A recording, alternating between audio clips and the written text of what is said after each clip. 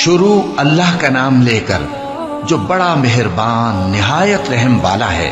بے شک انسان پر زمانے میں ایک ایسا وقت بھی آ چکا ہے کہ وہ کوئی قابل ذکر چیز نہ تھا۔ ہم نے انسان کو ملے جلے نطفے سے پیدا کیا تاکہ اسے آزمائیں، تو ہم نے اس کو سنتا دیکھتا بنایا، یقیناً ہم ہی نے اسے رستہ بھی دکھا دیا۔ اب خواہ شکر گزار ہو خواہ ناشکرا۔ بے شک ہم نے کافروں کے لیے زنجیریں اور طوق اور دہکتی آگ تیار کر رکھی ہے۔ جو نیکوکار ہیں وہ ایسی شراب پیئیں گے جس میں کافور کی آمیزش ہوگی۔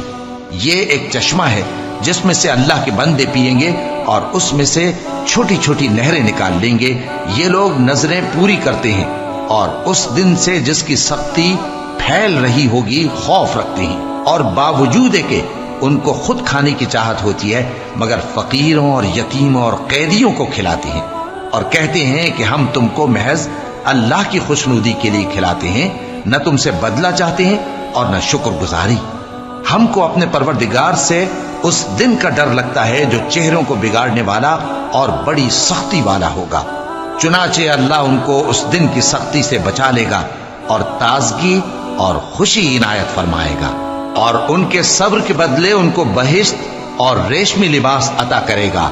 اس میں وہ تختوں پر تکیے لگائے بیٹھے ہوں گے، وہاں نہ دھوپ کی حدت دیکھیں گے نہ سردی کی شدت۔ ان پر درختوں کے سائے قریب ہوں گے اور میووں کے گچھے جھکے ہوئے لٹک رہے ہوں گے، اور خدام چاندی کے برتن لیے ہوئے ان کے ارد گرد پھریں گے، اور شیشے کے نہایت شفاف پیالے اور شیشے بھی چاندی کے جو ٹھیک اندازے کے مطابق بنائے گئے ہیں۔ اور وہاں ان کو ایسی شراب بھی پلائی جائے گی جس میں ادرک کی آمیزش ہوگی۔ یہ بہشت میں ایک چشمہ ہے جس کا نام سلسبیل ہے، اور ان کے پاس لڑکے آتے جاتے ہوں گے جو ہمیشہ ایک ہی حالت پر رہیں گے۔ جب تم ان پر نگاہ ڈالو تو خیال کرو کہ بکھرے ہوئے موتی ہیں، اور بہشت میں جہاں آنکھ اٹھاؤ گے کثرت سے نعمت اور عظیم الشان سلطنت دیکھو گے۔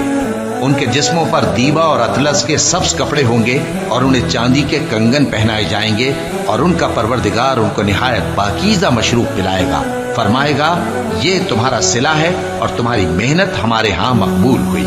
اے نبی صلی اللہ علیہ وآلہ وسلم، ہم نے تم پر قرآن بتدریج نازل کیا ہے، تو اپنے پروردگار کے فیصلے کے لیے انتظار کیے رہو، اور ان لوگوں میں سے کسی بدعمل اور ناشکرے کا کہا نہ ماننا، اور صبح و شام اپنے پروردگار کا نام لیتے رہو، اور رات کو بڑی دیر تک اس کے آگے سجدے کرو اور اس کی پاکی بیان کرتے رہو۔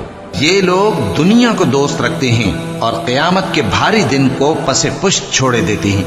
ہم نے ان کو پیدا کیا اور ان کے جوڑ جوڑ کو مضبوط بنایا، اور اگر ہم چاہیں تو ان کے بدلے انہی کی طرح اور لوگ لے آئیں۔ یہ قرآن تو نصیحت ہے، جو چاہے اپنے پروردگار کی طرف پہنچنے کا راستہ اختیار کر لے، اور تم کچھ بھی نہیں چاہ سکتے مگر جو اللہ کو منظور ہو۔